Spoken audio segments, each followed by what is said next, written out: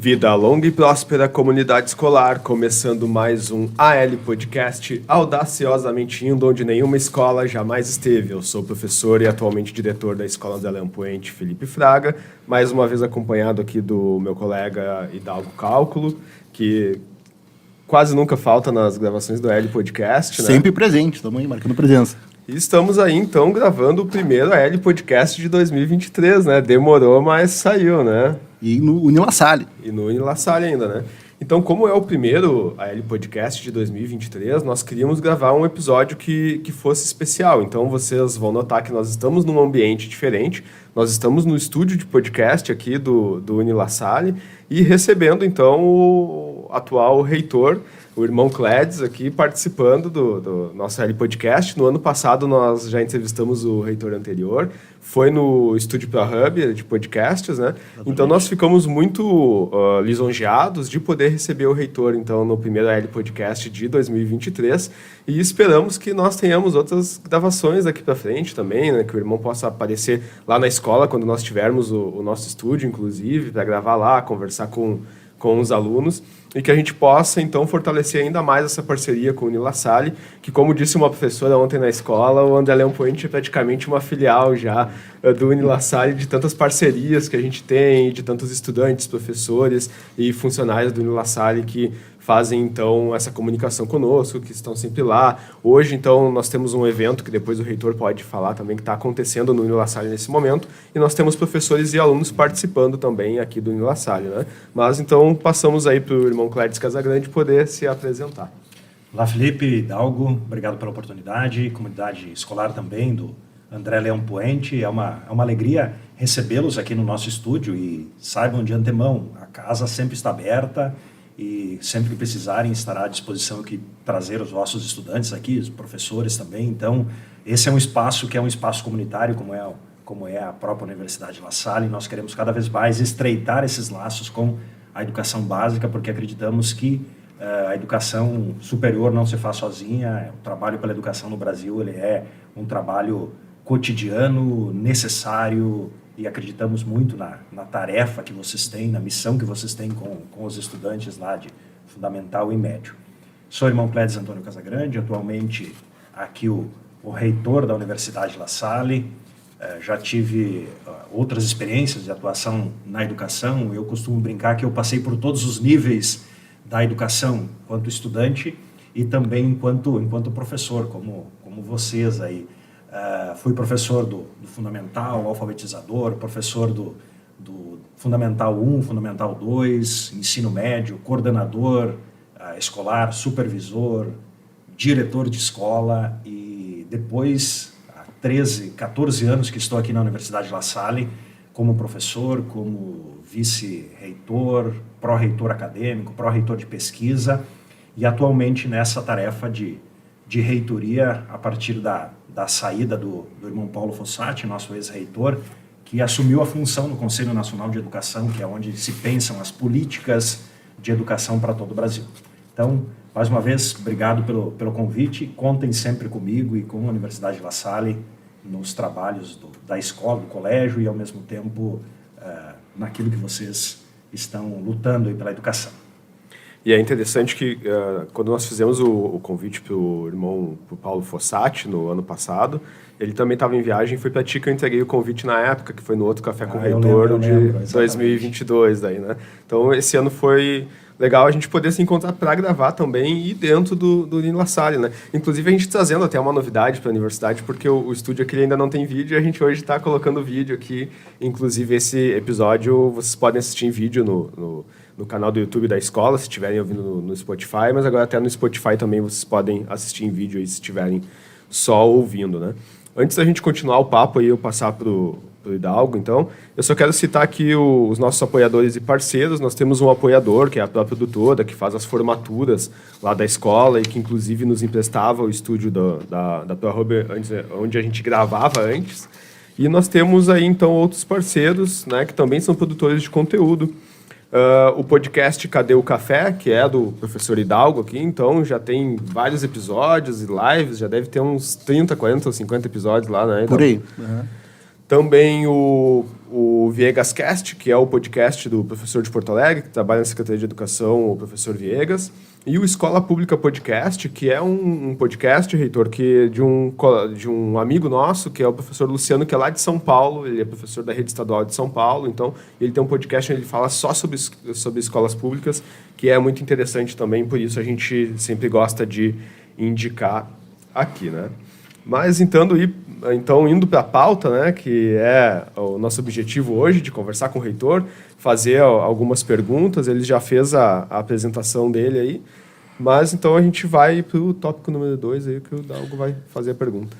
Então, seguindo a nossa vertente, a nossa bandeira da educação aqui do Aéreo Podcast, reitor, a gente começa sempre com a mesma pergunta. Em quais escolas o senhor estudou, então, no ensino fundamental e no ensino médio? E se tem alguma lembrança boa, algum professor específico que o senhor queira lembrar para que a gente registre essa memória, essa lembrança, então, boa desse tempo e período? Perfeito, Hidalgo. Eu lembro que a minha primeira escola foi uma escola municipal e multisseriada no interior de São José do Cedro, em Santa Catarina.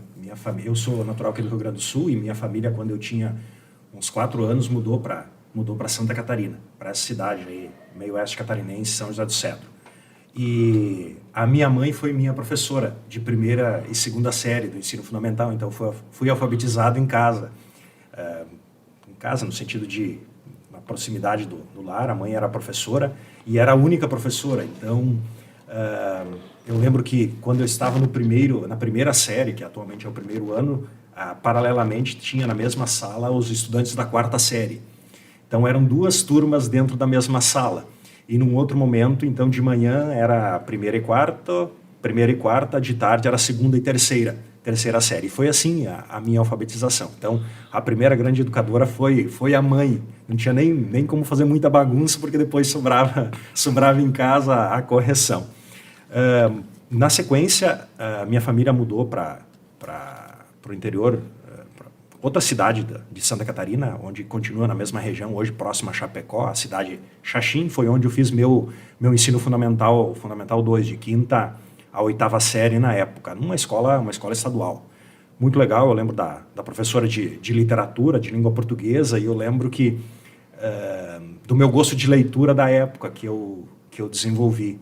Tinha uma série da Vagalume, que eu ainda lembro hoje, e ela chegavam os livros da biblioteca e eu era o primeiro a ler. Ela me entregava os livros e era uma historinha muito da época, obviamente, final dos anos 80, início dos anos 90, final dos anos 80, na verdade. E o tema era Xisto no Espaço, uma edição Vagalume. Então, cada 3, 4 meses surgia um novo livro e chegava na biblioteca da escola e eu fazia a leitura, fazia a ficha de leitura, depois apresentava. Acho bem legal, assim, a professora de português. Acho que foi onde surgiu o gosto pela leitura. No ensino médio, como é uma região bastante agrícola lá e tem muita agroindústria, Ceará e outras, Aurora, por exemplo, são dessa região, eu fui estudar num colégio técnico em agropecuária. Meu primeiro ensino médio, então, foi no Colégio Agrícola La Salle de Xanxerê. Foi onde eu conheci os irmãos, e aí depois segui, obviamente, a vocação religiosa, e acho que depois podemos falar sobre isso. Então, no ensino médio, acho que foi assim, uma experiência maravilhosa. Era um colégio, e continua sendo ainda hoje, um colégio interno.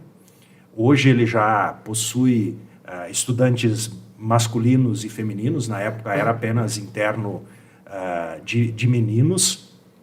Eu estudei lá de 91 a 93, eu fiz o ensino técnico. 93, 94 e 95, retificando. 92 foi a 8ª série.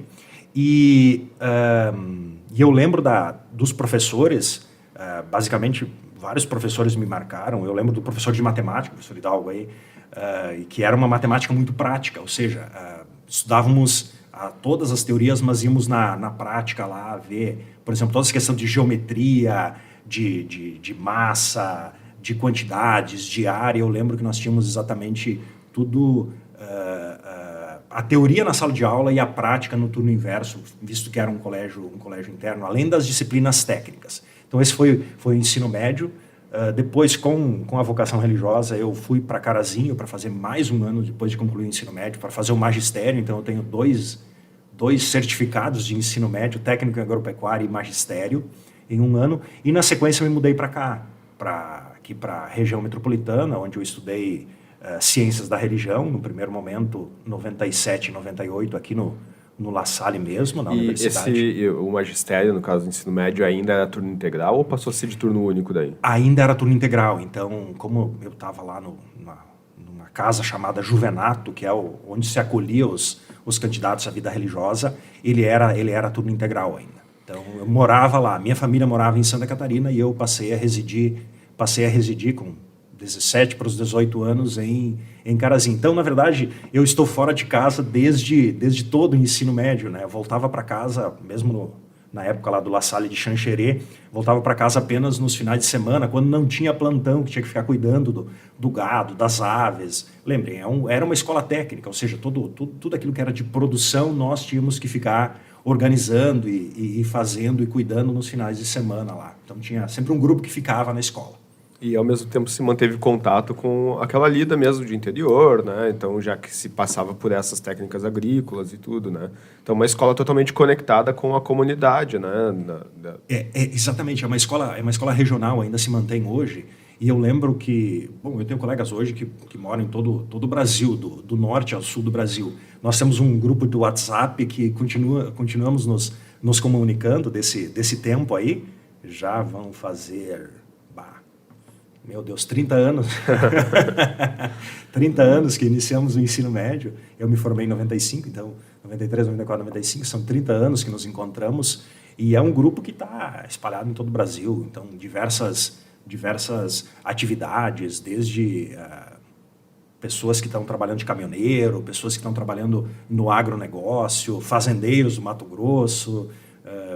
Tem um colega que é dentista, outro colega que é vendedor. Então, assim, cada um, todos espalhados pelo Brasil, colega no Amapá, Roraima, no Amazonas, no centro do Brasil. Muito legal lembrar, assim, do ensino médio. E era exatamente essa, um pouco digamos assim, a vibe, né? Nós convivíamos, chegávamos na segunda de manhã, passávamos toda a semana juntos lá, manhã com aula, tarde com prática e noite com aula. Então, a coisa era puxada, mas ao mesmo tempo bastante divertida, porque, bom, imagina um grupo assim, adolescentes, e se criou uma conexão bastante grande entre nós, tanto é que mantemos o contato até hoje, né? Eu acho que essa é uma parte boa do ensino médio, né? Os contatos, as amizades que ficam, isso se leva para a vida, para sempre, né? A melhor parte do ensino médio, e é o que fica, né? As lembranças dos amigos. Eu ainda tenho amigos da época do ensino médio e sei que muitos dos nossos alunos, eles se formam e eles retornam, às vezes, para encontrar os amigos na escola também, querem fazer um encontro na escola, estão sempre me cobrando de fazer o encontro do ano tal, né? Na escola. Mas antes de nós falarmos sobre o ensino superior e graduação, como nós somos uma escola de ensino médio e eu sou diretor de escola de ensino médio, eu me interesso muito por isso e o senhor deve estar mais ou menos tendo uma ideia desse processo, né? Porque antes, quando nós não estávamos gravando, nós estávamos falando sobre o novo ensino médio e também vem uma discussão muito grande no governo atual e mesmo no governo do estado, já vinha se falando sobre isso e vem tido incentivo para o ensino médio integral, por isso que eu perguntei, né, se o seu magistério era integral. E me parece que a qualidade do ensino médio ela vai passar por aí, não tem como escapar disso, né? Com certeza, Felipe. Eu acho que, acho que enquanto gestor da educação, como reitor aqui, enquanto um estudioso da educação, porque eu aqui dentro também atuo no PPG de Educação, o Programa de Pós-Graduação em Educação, formando mestres e doutores, atuo também na graduação como professor, então aqui dentro eu tenho essa função também de professor, diríamos assim, de pesquisador. Todos os países que conseguiram avançar em aumentar o tempo de escolaridade, o tempo em que os estudantes passam na escola, obviamente com um bom programa, eles conseguiram fazer a virada de chave, como se diz, fazer um processo de formação mais significativo para a vida. E, com certeza, a minha experiência é de ter estudado numa escola integral, né? De tempo integral. Eu chegava segunda de manhã e saía na sexta de tarde. Então, o meu ensino médio técnico tem 4.400 horas, para ter uma ideia, né? Então, não são 2.400 horas, basicamente 2.000 horas a mais do que o normal. Por quê? Porque eu estudava de manhã eram as disciplinas mais, diríamos assim, teóricas, à tarde as disciplinas técnicas e práticas, e à noite continuava estudando. Então eu lembro que tinha dias que eu tinha 8 disciplinas de sala de aula, 5 de manhã, mais 3 à noite, e à tarde outras 4 ou 5 momentos de prática em que nós discutíamos as ações, em cada um, especialmente no campo mais técnico, né? E colocávamos em prática. Então eu acredito muito nisso, especialmente nessa ideia do fazer para aprender, que é um dos motes aqui metodológicos também da universidade, né? Ou seja, nós não precisamos esperar estudar para colocar em prática, nós podemos antecipar isso no sentido de praticar para ir aprendendo, né? E na prática, fazer a experiência. Eu acho que esse é o grande detalhe, né? O detalhe da experiência. E não apurar um processo de formação, né? Não é cumprir 800 horas que vai nos garantir, né? Mas eu acho que é realmente podermos fornecer aos nossos estudantes processos, experiências que sejam significativas, que transformem as vidas. Eu acho que é um pouco isso. Se olhar para a minha vida e se eu der um testemunho e isso valer alguma coisa, eu acho que o ensino médio foi isso que me ensinou, de transformar, de poder fazer a experiência, de estar junto, além da amizade, a possibilidade de colocar na prática aquilo que eu ia aprendendo e vice-versa, né? E hoje eu tenho acompanhado assim, as escolas que tem ensino médio em turno integral, né? E vejo que vai ser um processo cada vez mais traumático, porque a gente já fez pesquisa com os nossos alunos, por exemplo, e a maioria não tem interesse no turno integral porque eles precisam trabalhar, ter estágios no outro turno, né? Então é um processo que ainda vai demorar bastante, vai ser bastante traumático, mas me parece que não há outra solução para aumentar a qualidade mesmo das escolas de ensino médio e até para manter os alunos na escola, né? Então, hoje o governo do estado, para alunos de baixa renda, ele paga até uma bolsa de R$150, mas eles preferem abrir mão dessa para ter um estágio de 500, 600, 700. Né? Talvez seja uma grande discussão política que nós precisamos fazer sobre que estudante nós queremos, que perfil de estudante nós queremos saindo das nossas escolas, né? Então, talvez essa seja uma saída de implantar uma bolsa para quem realmente precisa, para ficar mais tempo na escola. Acredito muito nessa ideia de fazer um estágio, sabe? Eu acho que hoje, se tu não tem condições de estar em tempo integral na escola, fazer um estágio é muito bom. Eu acho que abre portas. Vejo aqui dentro estudantes que foram lá do André Puente, de outras escolas de ensino médio que começaram como estagiários nossos, galgando aqui, gente que com 10, 12 anos, 13 anos de escola. Eu lembro de uma estudante aqui de língua portuguesa, se formou no ano passado, a professora, não vou dizer o nome aqui, mas também veio da escola pública aqui, veio como estagiária aqui dentro da universidade, ficou praticamente 8 anos conosco, se formou e agora é professora, voltou para a escola, né? Dando aula em 3 escolas, uma das quais é uma escola estadual. Acho que isso é bem legal nessa trajetória, né? De poder... Volta àquela questão, se não há uma escola em tempo integral em que possa reunir teoria e prática, pelo menos o estágio, eu acredito que é esse espaço da prática que pode servir e ajudar muito bem no estudante. Eu acho que isso é muito legal. Tem uma outra questão aqui que é bem legal também, eu acho que nós temos que lutar politicamente por isso, que são aquelas bolsas de iniciação científica para o ensino médio, por exemplo. A universidade tem aqui, e acredito que tenha também com a própria escola. Acho que também é outra possibilidade em que o estudante começa a se inserir na universidade através desse tipo de bolsa ainda durante o ensino médio. Então, acredito que sim, acho que temos que avançar em políticas públicas, temos que avançar nessa discussão, avançar em outras frentes para possibilitar uma educação que seja de significado. E já abordando, então, a trajetória agora, assim, no ensino superior, na graduação. Então, por exemplo, na minha época eu escolhi letras porque eu gostava muito de ler, né? Então, o que a gente gostaria de saber, assim, a sua primeira graduação, como é que foi a escolha, assim, como é que o senhor se identificou? Vou fazer esse curso, assim, né? Então, como que funcionou essa escolha?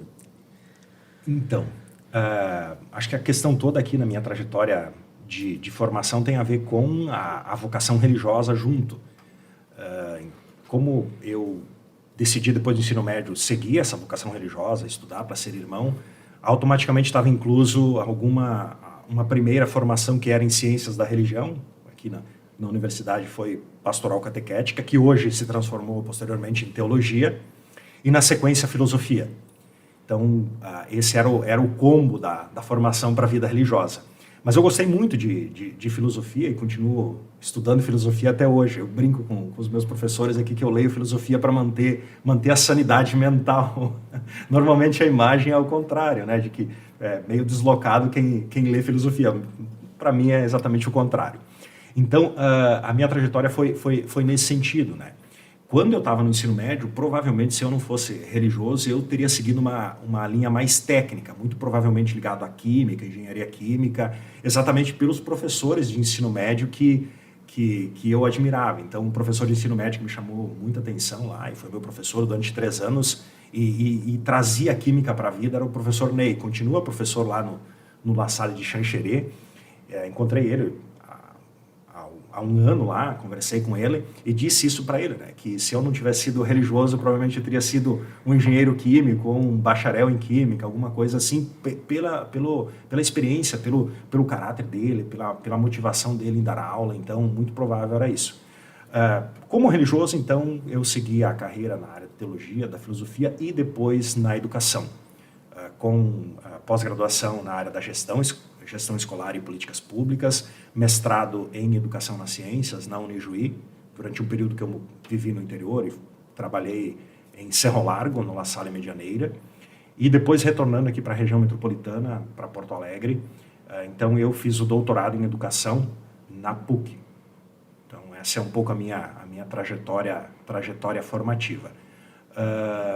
Estou em fase de conclusão da pedagogia, então ainda continuo estudando uma segunda licenciatura, a licenciatura primeira é em filosofia, e acho que agora, metade do ano, eu consigo concluir. Me pegou a formação e me pegou no meio do cargo de reitor, então pouca gente sabe que eu, ao mesmo tempo, sendo professor, reitor, ao mesmo tempo também sou estudante. Estudante também. E deve ser difícil de conciliar, inclusive, né? Ter que estudar, dar aula e ainda ser gestor, né? É desafiador, mas aí vem a parte um pouco mais de organização e de ter tempos dedicados para cada coisa, fazer algumas renúncias, porque se sabe que logo na frente... Então, acho que um pouco do estudo vem nisso também, né? Se quer se organizar e precisa, obviamente, uma organização familiar e coisas assim, mas, ao mesmo tempo, tudo que depende de estudo precisa fazer escolhas, mesmo em profissão, né? Nós temos que escolher uma profissão em detrimento de outras, né? Então, a minha experiência é um pouco essa. Nós tocamos, então, na vocação religiosa, né? E a questão de estar no ensino médio.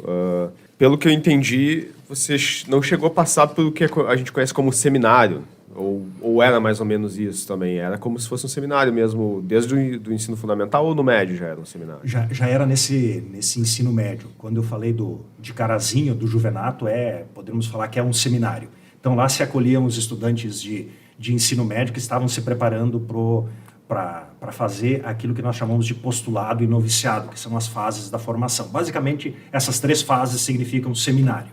Então, sim, passei por essa fase da formação, foram 1 ano em Carazinho, mais 2 anos de postulado aqui em Esteio e Niterói, aqui em Canoas, e mais 2 anos de noviciado em Porto Alegre. Então, foram 5 anos de formação para a vida religiosa até fazer os primeiros votos. Depois disso, mais 3 anos como jovem irmão em Sapucaia do Sul.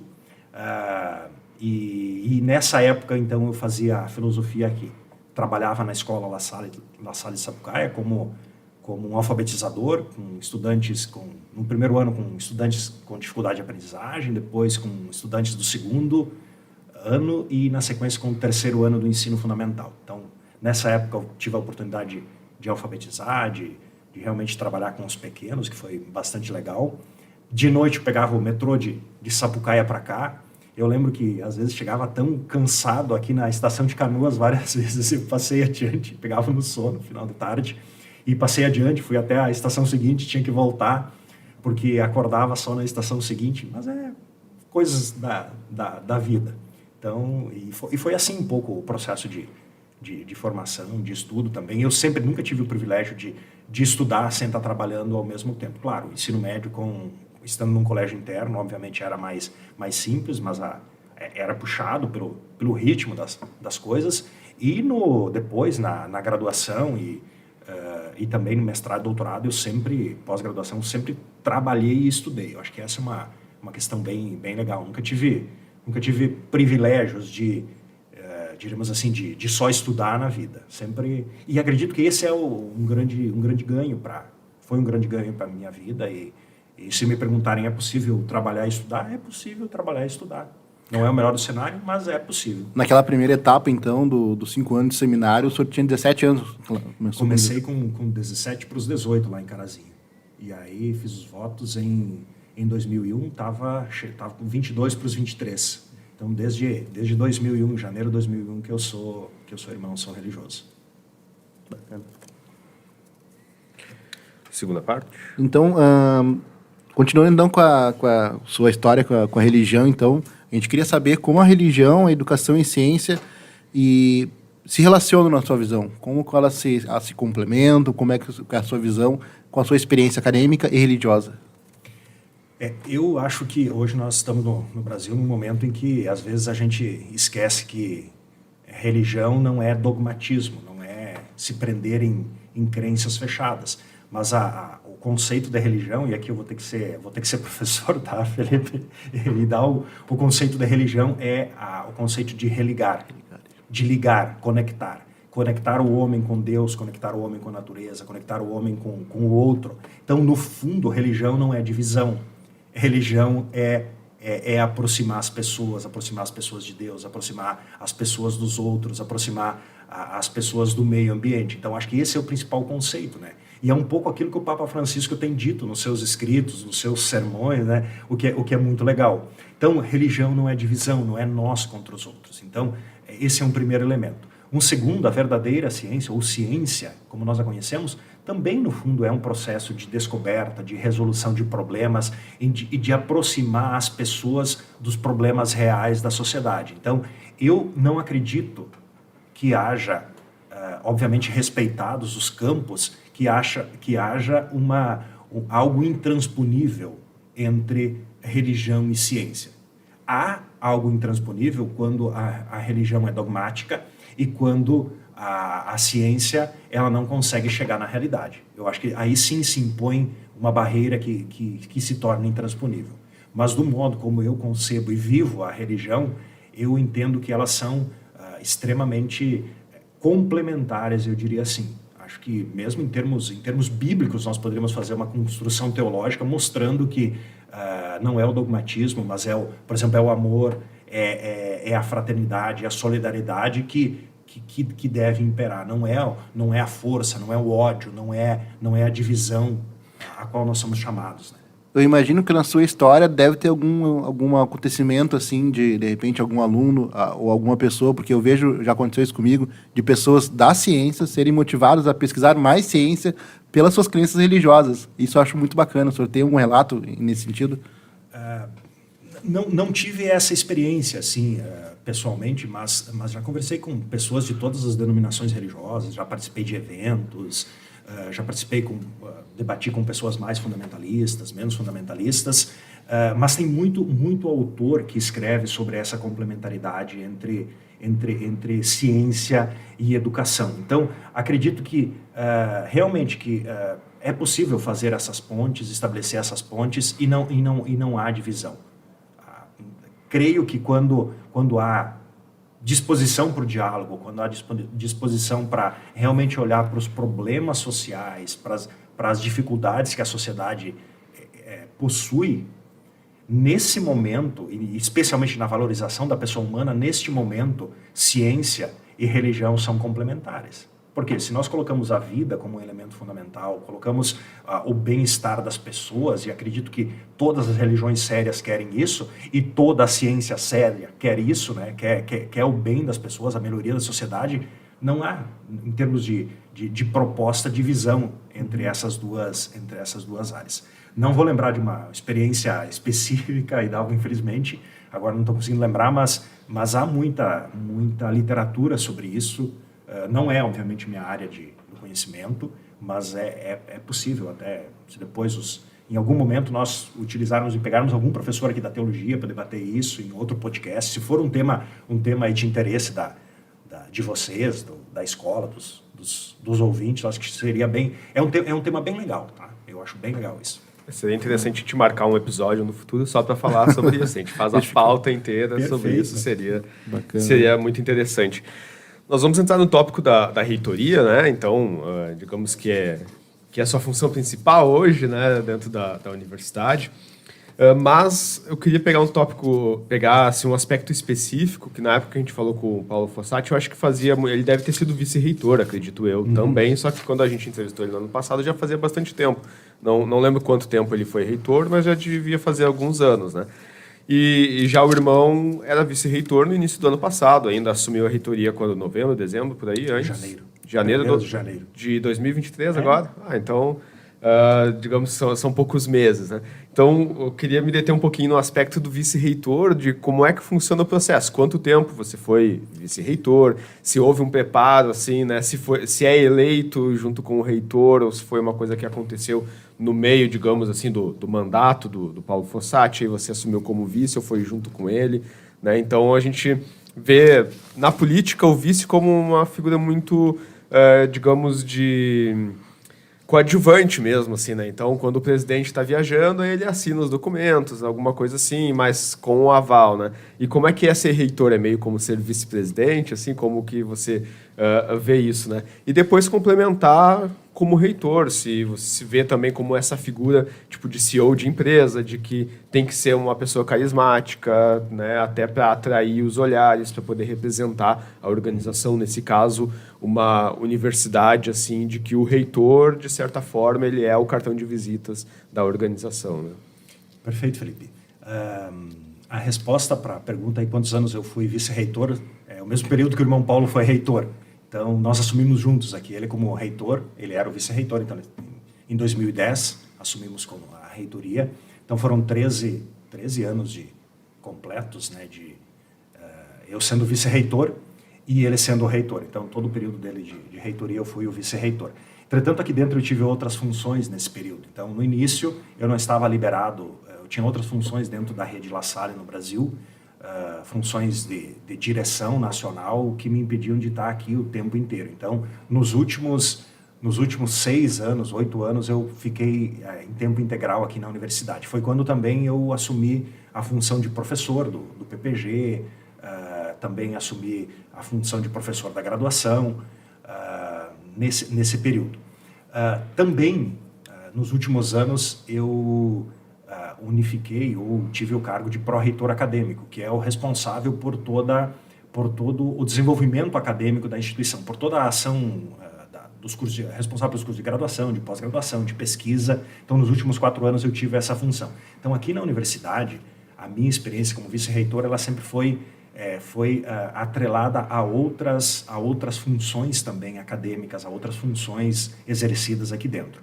Obviamente que uma das funções era representar o reitor de então, substituir o reitor de então, continua sendo essa a função do vice-reitor, mas ao mesmo tempo ajudar a universidade naquilo que era necessário, e os últimos 4 anos como pró-reitor acadêmico, então tendo as duas funções. Ser reitor hoje é diferente, obviamente, porque me tira digamos assim, daquela parte mais prática da ação. Então, até dezembro eu trabalhava com coordenador, com professor, trabalhava planejando, organizando as atividades da universidade, estando um pouco mais no background, digamos assim, na retaguarda das ações e fazendo a máquina funcionar. Agora, com certeza, minha função é mais representativa e política. Entretanto, eu não quero largar aquilo que eu acho que para mim é fundamental, que é a docência e a pesquisa. Ou seja, eu quero manter a possibilidade, por exemplo, de, pelo menos no segundo semestre, ter uma disciplina na graduação, ser professor de graduação. Tenho, atualmente, também uma disciplina na pós-graduação, no mestrado e no doutorado.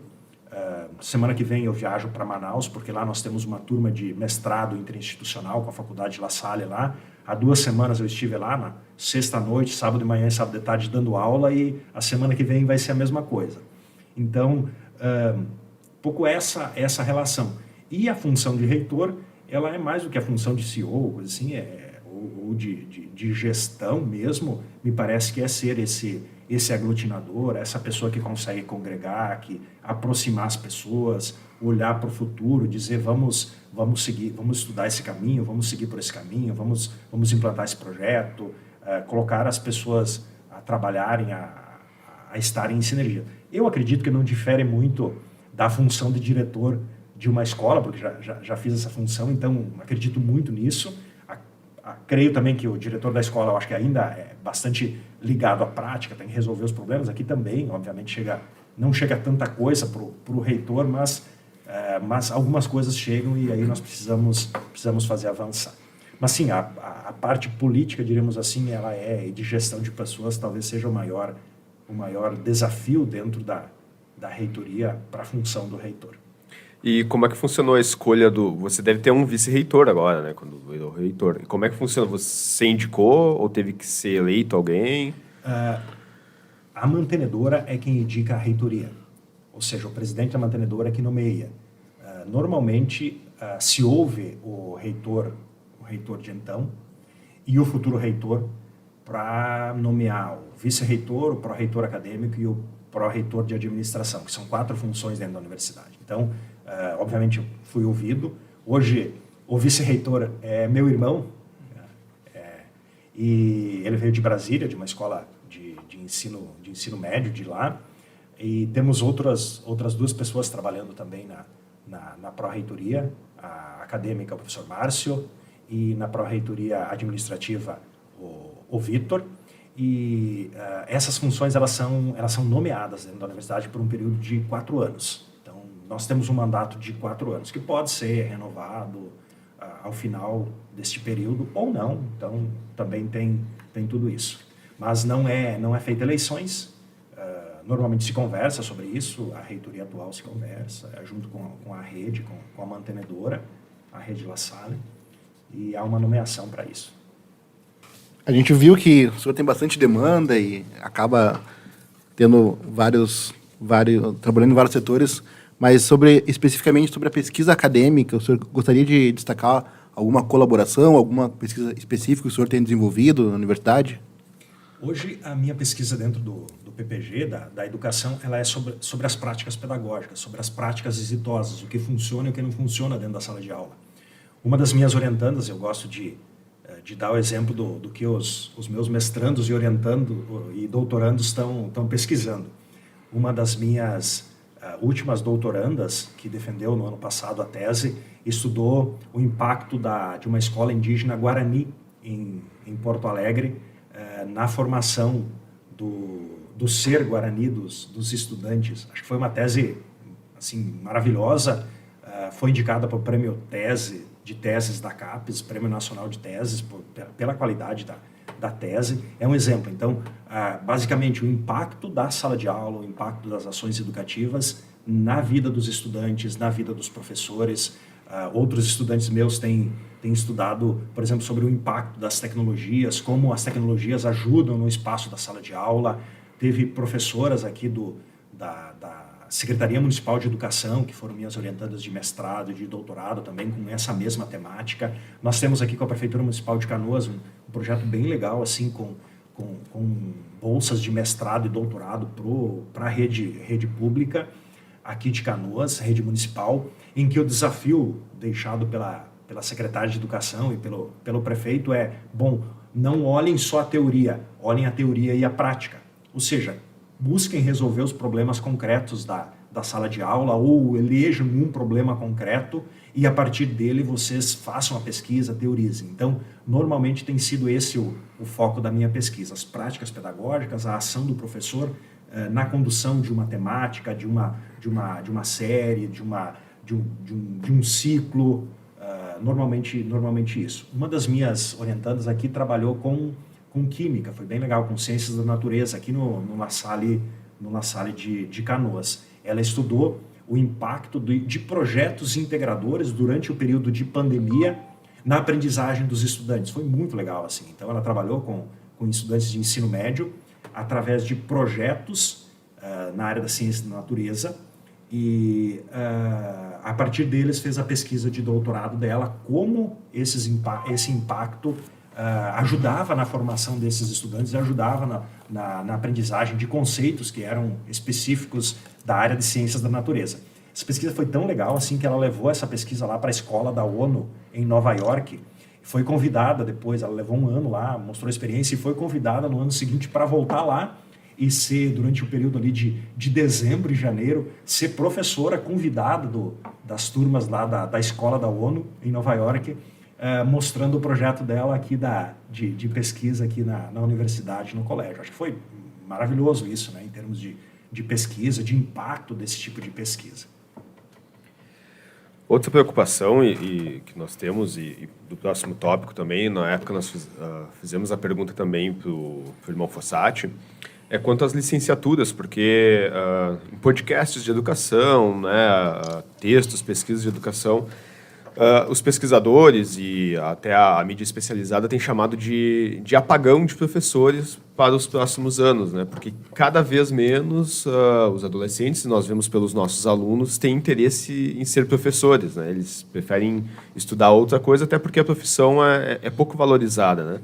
E também há um movimento de muitas universidades, então, e queria saber se o La Salle isso também ocorreu, de se fechar graduações presenciais para passar para o EAD. Por um lado, isso é bom, né? Porque, de certa forma, democratiza o acesso, né? Baixa os custos, mais pessoas conseguem fazer, mas há uma preocupação quanto à qualidade. Não que o EAD não tenha qualidade, mas a gente sabe que, em alguns aspectos, não é fácil de se igualar o EAD ao presencial, né? Como que o senhor tem visto esse processo, né? Na universidade mesmo tem tido menos procura pelas licenciaturas, teve um movimento mais para o EAD e isso trouxe mais alunos ou não? O que os professores relatam quanto à qualidade de se ensinar a licenciatura em EAD, né? Eu concordo que há um problema grave aí na questão da formação de professores. Acredito que nós precisamos avançar em políticas públicas de valorização do professor, tanto valorização social do professor, da função de professor, quanto valorização monetária do exercício de professor. Mas, por outro lado, também tem algo interessante, né? Se nós formos ver a função, a licenciatura, qualquer licenciatura habilita, obviamente, depois de um bom período, habilita a pessoa a exercer uma profissão que tem uma remuneração, embora inicial baixa, mas ela é uma remuneração maior que a média das outras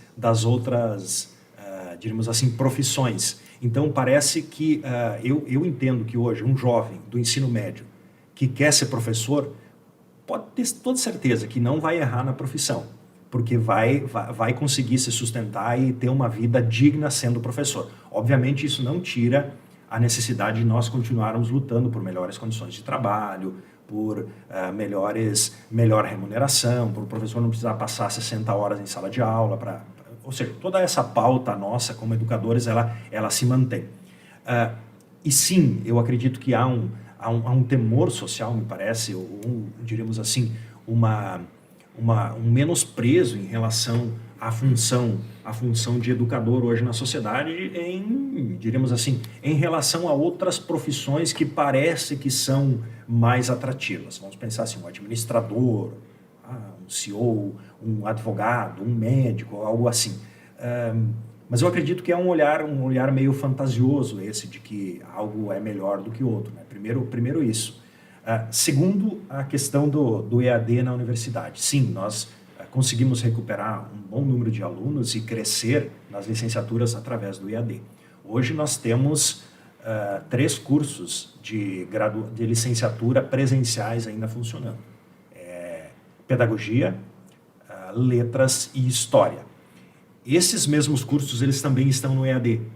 E no ano passado, nós tivemos a avaliação, o resultado da avaliação do ENAD, que é a prova nacional do ensino superior, que os estudantes fazem ao final, na última parte do curso. E por incrível que pareça, os nossos estudantes de pedagogia, a nota dos alunos de EAD, dos estudantes de EAD, e a nota dos estudantes do presencial foi muito parecida. Então, sim, um pouquinho menor em função da saída inicial lá dos índices iniciais deles. Mas hoje nós temos aproximadamente 1.000 alunos na pedagogia, o que é bem legal, né? Mostra que há espaço para a formação de professores. E essa formação ela não tem sido de baixa qualidade ou de má qualidade em relação aos nossos estudantes do presencial. E vejam, o nosso curso de pedagogia aqui, os 2 cursos, eles ficaram posicionados entre os melhores do Brasil. O curso de letras nosso, ele tirou nota 5. O curso de letras da Universidade La Salle é o 3º melhor curso do país, incluindo todas as licenciaturas de letras, as universidades particulares, as universidades públicas, federais, tudo. O da universidade é o 3º melhor curso. Ou seja, sobra qualidade para os nossos estudantes. Óbvio que o desafio é grande nas licenciaturas, especialmente por isso que eu digo, né, por uma visão social de que a função de professor ela não é valorizada. Por outro lado, eu venho de uma família em que minha mãe era professora, meu pai era agricultor. E eu lembro que quem no início sustentava um pouco e dava uma estabilidade para a família era o salário da minha mãe, por incrível que pareça, porque o salário do meu pai, ele entrava quando havia a colheita, numa determinada época do ano, e aí sim, aí se conseguia avançar em aquisições, em organizar um pouco melhor a casa, patrimônio, comprar uma geladeira, comprar uma TV, aquela coisa lá normal de uma família, né? Mas quem pagava as contas do dia a dia era o salário da minha mãe, que era professora. Então, e assim como ela foi professora, a mana dela foi professora, a família toda de educadores, de professores, e acabou eu também sendo professor, meu mano professor. Deixa eu aproveitar que a gente já está encerrando a pauta que nós tínhamos preparados aqui. E como eu fui estudante de letras, né, eu sou professor de língua portuguesa, até eu fico bastante feliz de ouvir isso, de que ainda existe na universidade turmas presenciais, né?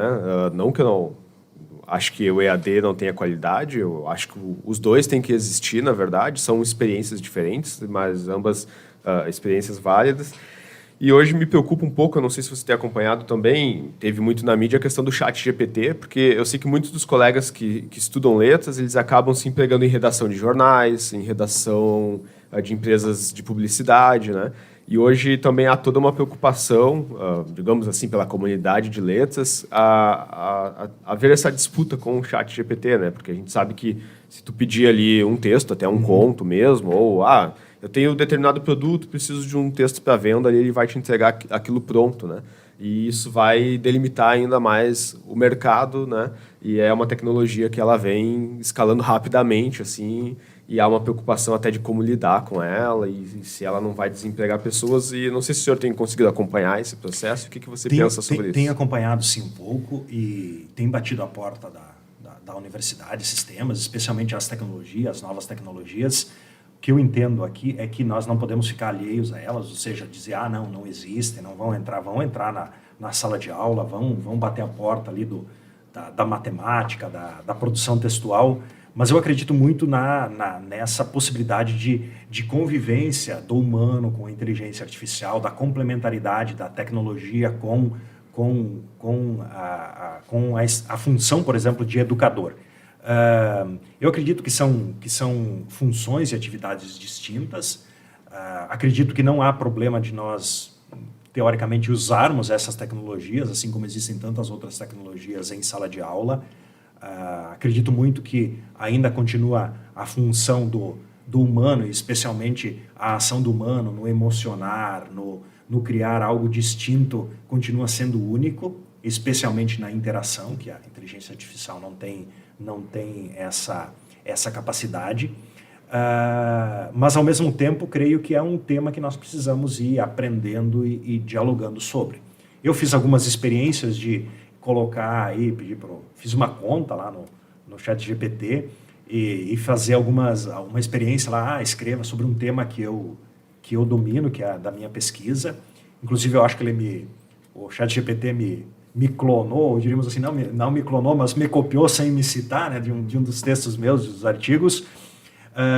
Mas ainda, o que eu vejo ali da experiência minha é que ainda há lacunas nas respostas. Inclusive, eu lembro que eu fiz uma pergunta e voltei a fazer a mesma pergunta dando outra informação, e aí o ChatGPT lá se corrigiu, então a informação que vem lá dentro ainda é uma informação, diríamos assim, o algoritmo ele encontra aquilo que está mais utilizado, mais disponível, então há erros nas respostas, então não vamos achar aí o pessoal do ensino médio ou da graduação que simplesmente coloca lá uma pergunta, copia e vai estar... Não tem, obviamente... Ele erra e mente muito. Erra, mente e enrola, né? O que é legal também, poder perceber que dá uma resposta.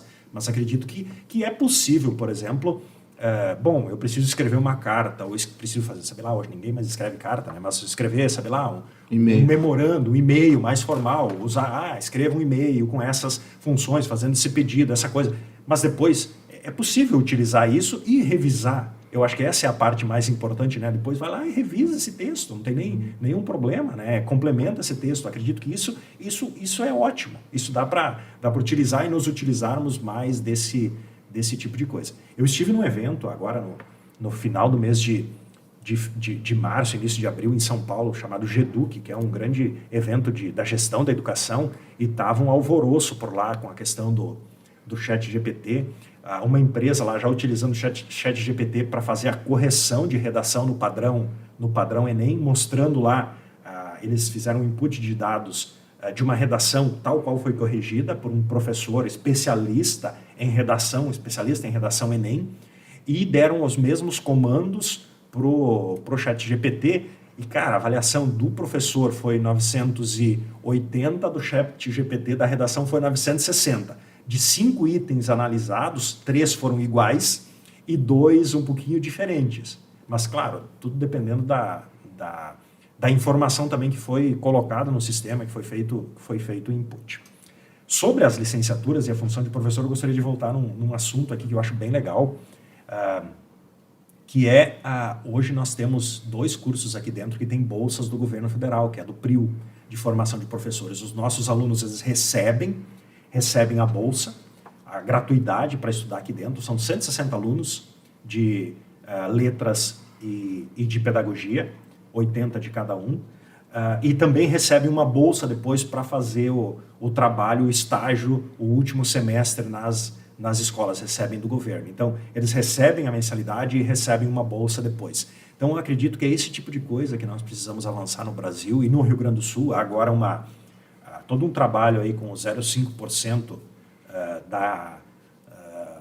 do orçamento do Estado que precisa ser investido em educação e ciência, é todo um trabalho aqui das universidades comunitárias para exatamente reverter esse percentual para a universidade estadual e para as universidades comunitárias na formação de professores, no formato de bolsas, porque nós acreditamos que, às vezes, os estudantes não conseguem ir ou vir para a universidade, por exemplo, e estudar num curso presencial, porque ele acaba sendo mais caro. Não só caro pela mensalidade, né, que é obviamente do presencial maior, mas também caro pelo deslocamento, pela estrutura que precisa ter para estar no presencial. Então, acho bem legal esse tipo de coisa que está acontecendo, esses movimentos no Brasil, no Brasil, especialmente no Rio Grande do Sul, de nós lutarmos por melhores condições de formação de professores. Creio que aí nós temos uma chave para melhorar essa situação e continuar investindo na educação. Até um projeto do governo do estado de também financiar algumas parcerias, né, de formação de professores através das universidades comunitárias, né? Então, o Unila Salle seria uma delas, de fazer essa formação, né? Então, ao terminar o ensino médio, lá o estudante vai entrar numa licenciatura, né, financiada pelo governo, e depois vai ter que ir dar aula nas escolas estaduais. Perfeito, né? Exatamente isso, professor Felipe, exatamente isso. E eu acho assim, para os estudantes é uma baita de uma oportunidade, eu acho essa, né? Se eu tenho a oportunidade de ter uma bolsa de estudo, de fazer uma licenciatura, e depois de ter a oportunidade de praticar já dentro de uma escola, eu acho que é uma baita de uma oportunidade, né? Para a vida. E aquela coisa lá que o Gaudério diz, né? O cavalo encilhado não passa 2 vezes. Então, eu sugiro que agarre essa oportunidade, né? Quem tiver essa oportunidade de ir para frente. Até seria uma oportunidade, e até bom levar, de repente, para essas discussões, né?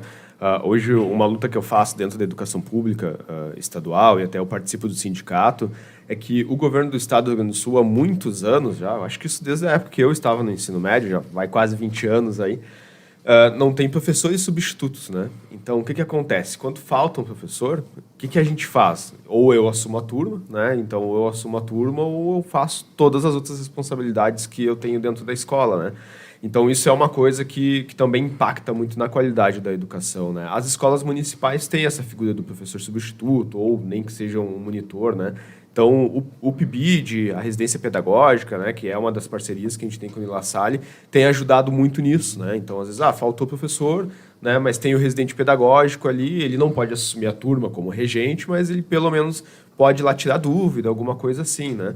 Então, esse tipo de iniciativa que faz a diferença na qualidade, né? Antes a gente estava falando também sobre o novo ensino médio, de que tem as disciplinas eletivas, até contei o caso do professor Hidalgo, que estava com uma eletiva, de certa forma, então ele teve que deixar a eletiva de lado por enquanto para atuar como substituto.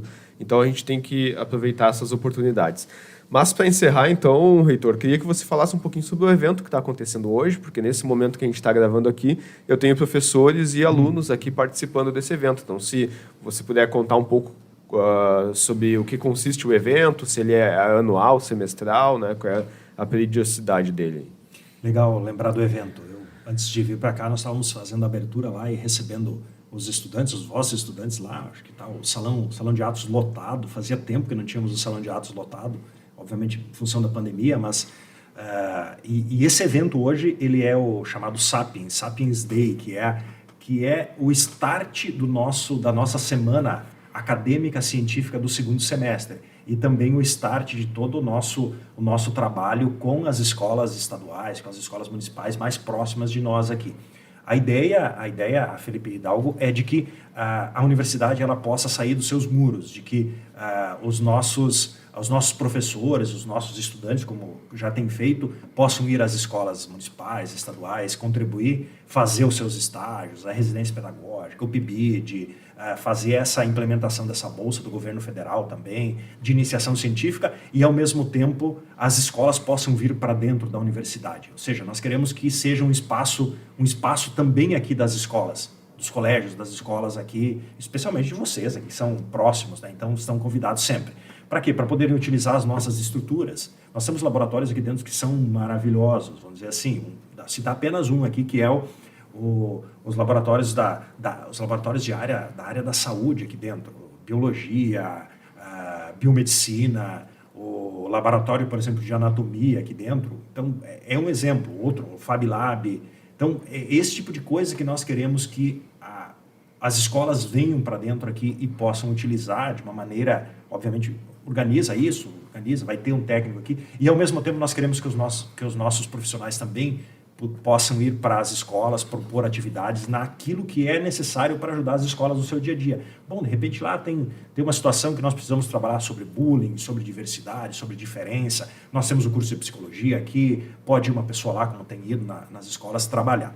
Então, é start dessa parceria hoje, é o start desse grande programa para o ano, nós diríamos assim, que vai terminar lá em outubro com a semana acadêmica, na qual nós queremos novamente receber os estudantes de vocês aqui para atividades de empreendedorismo, para atividades de pensar e discernir a própria vocação, por exemplo, teste vocacional, conversar com as diversas áreas aqui dos professores e conhecer um pouco também das profissões que nós temos formação aqui dentro.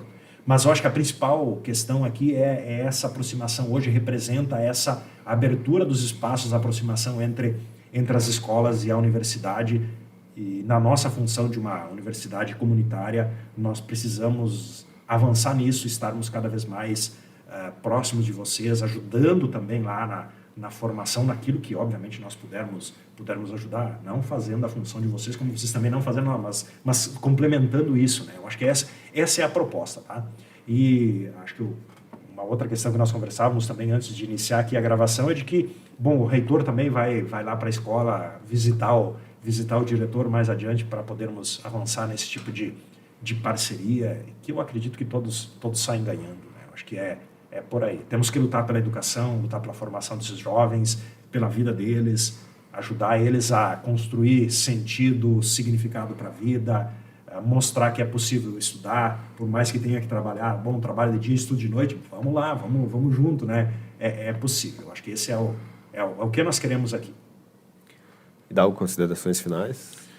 Olha, a gente só tem a agradecer, né, pelo senhor nos receber aqui na universidade e pelo conhecimento também, né, e a motivação, sua motivação religiosa e também muito técnica, teórica, acadêmica. Então é um complementar sobre uma visão da educação que a gente às vezes não tem, né, que teve a sua fala, que a gente distancia as coisas, quando na verdade a religião ela tem a função também de aproximar e de motivar a pessoa, enfim, em vários aspectos. E é isso aí, fica a gratidão e que venham mais podcasts aí mais adiante. Se o senhor quiser fazer também uma fala de despedida aí. Claro, Felipe. De minha parte, agradecer do fundo do coração a possibilidade, a oportunidade. Gostei muito do papo, da conversa. Sempre convidem os nossos professores, nossos funcionários, nossos estudantes. Esse espaço aqui e outros espaços da universidade estarão sempre à disposição. Tem também, além do podcast, aqui tem o espaço aqui de vídeo, né, de gravação de vídeos, que é um outro espaço muito legal. Então, se querem fazer, por favor. Mais uma vez, obrigado. A casa de vocês, nem titubeiem em pedir o espaço, que ele vai estar disponível para vocês e para os estudantes de vocês, para quem quiser. Essa é a nossa função. Obrigado do fundo do coração, mais uma vez, pela oportunidade e pelo papo bem legal que tivemos. Nós que agradecemos, né? Então, como eu disse, nós ficamos lisonjeados de poder usar o espaço aqui e também de ter essa integração realmente com a universidade, né? Então, o projeto L Podcast, ele nasceu em 2019 e a gente foi conseguido conquistar alguns espaços, assim, né? Então, a gente já gravou em estúdio de podcast mesmo, inclusive o irmão Fossati esteve lá gravando conosco. Hoje a gente conseguiu gravar aqui, como eu disse, é o primeiro episódio de 2023 e eu sempre gosto de começar o primeiro episódio de uma temporada, digamos assim, em um ano do L Podcast, fazendo alguma coisa de diferente, sentir que o projeto avançou de alguma forma, né? Então a gente vai realmente pedir bastante para usar o espaço, né? Até porque, como eu já disse em outros episódios, toda vez que a gente encontra o espaço para gravar, se torna uma bênção e uma maldição ao mesmo tempo para mim, porque os alunos querem gravar, né? Então, antes a gente gravava num estúdio em Porto Alegre, e daí eu dizia para eles, gente, não tem como a gente estar o tempo todo lá, não tem como levar todos os alunos, né? Agora eles vão dizer, senhor, mas agora é aqui do lado, né? Do lado, agora a gente pode ir a pé. Pode. Então, assim, venham toda semana aqui, cara. Então agora eu não tenho mais desculpa para não trazer eles, né? E isso que você disse, dessa aproximação da universidade com as escolas, a gente já se disponibiliza também, nós temos um projeto, uma intenção de convidar outros diretores, de convidar outros professores, os professores da universidade, para falar sobre temáticas diversas. O nosso foco é a vida de escola mesmo, porque nós estamos no chão de escola, né? O nosso dia a dia é esse, e também é um momento para a gente sair daquela coisa assim de trabalho, né? Estou fazendo aquela coisa mais mecânica do dia a dia, para ter um bate-papo mesmo, para a gente poder falar sobre os problemas e pensar soluções juntos para eles, né? Então, mais uma vez, fico muito feliz em poder lhe receber, a gente poder sentar com o reitor e conversar, que é algo que há muito tempo acabava não acontecendo, assim, por não ter o suporte tecnológico, também por a gente não se organizar com o tempo para isso, e o L Podcast, então o podcast da escola, ele nasceu com esse objetivo de poder se conectar e conversar com as pessoas. Nosso muito obrigado aí, uma vida longa e próspera a todos. Feito.